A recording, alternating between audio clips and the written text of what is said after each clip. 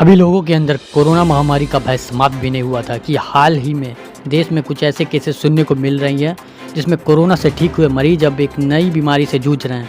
ये बीमारी इतनी खतरनाक है कि लोगों को बचाने के लिए उनके अंग काट कर भी निकालने पड़ रहे हैं। ऐसा ही कुछ मामला गुजरात, राजस्थान, दिल्ली व पंजाब में सामने आ चुका है। दिसंबर में इसके कुछ मामले देश में सामने आए थे, पर अब फिर से कई अलग अलग राज्यों में इसके मामले सामने आ रहे हैं। इनमें से कई मरीजों की मौत हो गई तो कई मरीजों को बचाने के लिए उनकी आंखें तक निकालनी पड़ी। इस संक्रमण का नाम ब्लैक फंगस है या म्यूकोरमाइकोसिस। हालांकि ये बीमारी ब्लैक फंगस ज़्यादातर उन्हीं को हो रहा है जो पहले से किसी घातक बीमारी से जूझ रहे हैं, या डायबिटिक पेशेंट हों, या फिर कोई अन्य ऐसी दवाओं का सेवन कर रहे हों जो बॉडी की इम्यूनिटी को कम करती है, शरीर को दूसरी बीमारी से लड़ने की क्षमता को कम करती है। यह शरीर के किसी भी हिस्से में हो सकता है। वहीं अब भारतीय आयुर्विज्ञान अनुसंधान परिषद ने एक एडवाइजरी जारी कर कहा है कि कोरोना से ठीक हुए मरीजों के लिए यह म्यूकोरमाइकोसिस या ब्लैक फंगस लोगों के लिए जानलेवा साबित हो रहा है।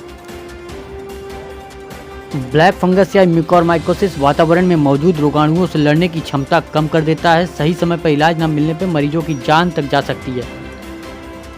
इस बीमारी से सर दर्द, बदन दर्द, खांसी, तेज बुखार, आंख और नाक के पास लाल हो जाना, सांस लेने में समस्या, मानसिक स्थिति में बदलाव जैसी कई लक्षणें देखने को मिल रही हैं।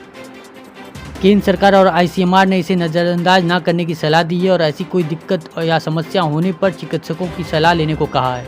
इस ब्लैक फंगस या म्यूकोरमाइकोसिस के गंभीरता और इससे बचाव के बारे में सुनिए डॉक्टर सीपिका जायसवाल क्या कहती हैं।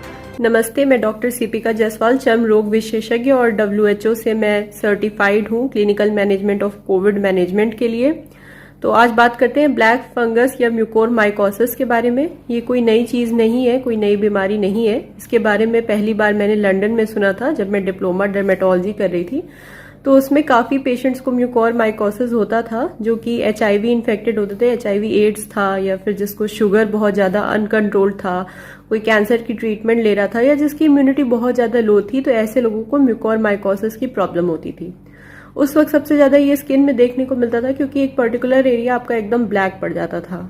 अभी जो म्यूकोरमाइकोसिस हो रहा है वो कोविड के बाद हो रहा है। जो पेशेंट्स कोविड निगेटिव हो गए हैं उनकी इम्यूनिटी लो है। ज्यादा ये उन लोगों में हो रहा है जिनको डायबिटीज की प्रॉब्लम है, शुगर उनका अनकंट्रोल्ड है, और बाकी भी कई कारण है जो धीरे धीरे सामने आ सकते हैं। अभी इसने यूपी में कदम रख लिया है, प्रयागराज, लखनऊ, कानपुर सब जगह केसेस बढ़ रहे हैं। इसलिए जरूरत है कि हमें जागरूकता से काम लेना चाहिए। इसका मेन ट्रीटमेंट ये होता है कि एम्फोटेरिसिन B और जो बाकी एंटी फंगल ड्रग्स हैं वो 4 से 6 हफ्ते तक IV या ओरल चलाई जाती है। सेलाइन मेंटेन करते हैं, हाइड्रेशन मेंटेन करते हैं, और जो एरिया नेक्रोज हो गई है, जो एरिया सड़ गया है, उसको हमें निकालना पड़ता है, सर्जिकली रिमूव करना पड़ता है। तो किसी चीज को हटाने से बेटर है कि हम उससे पहले ही बच जाएं कि हम उससे संक्रमित ना हो। तो कोविड होने के बाद भी आप ये मत समझिए कि अब प्रॉब्लम खत्म हो गया है, आप इसके लिए जागरूक रहिए। सिम्टम्स में इसके नेजल ब्रिज, जो आपका नेजल ब्रिज होता है, इस पे अगर आपको ब्लैकनेस आ रही है, या आपको अंदर दर्द फील हो रहा है, टेंडरनेस हो रही है, एक एरिया आपके फेस का स्वेल कर गया है, ज्यादा काला पड़ रहा है, या फिर आपको लग रहा है कि आंख में सूजन आ गई है, कम दिखाई दे रहा है, इससे आंख की रोशनी भी चली जाती है, या कहीं पे भी हाथ पैर कहीं पे भी आपको जो है ब्लैकनेस फील हो रहा है कि आपका काला काला स्किन हो रहा है और थोड़ी सांस फूल रही है, चेस्ट में थोड़ा हैवीपन टाइप लग रहा है आपको, तो आप जो है तुरंत डॉक्टर को कंसल्ट करिए। इसमें आपका CT PNS या MRI PNS किया जाता है और एक चेस्ट एक्सरे या CT स्कैन ऑफ चेस्ट लिया जाता है, और ये बहुत जल्दी डायग्नोज होता है क्योंकि अर्ली डायग्नोसिस में तुरंत पता नहीं चलता है, थोड़ा सूजन और दर्द वगैरह होता है।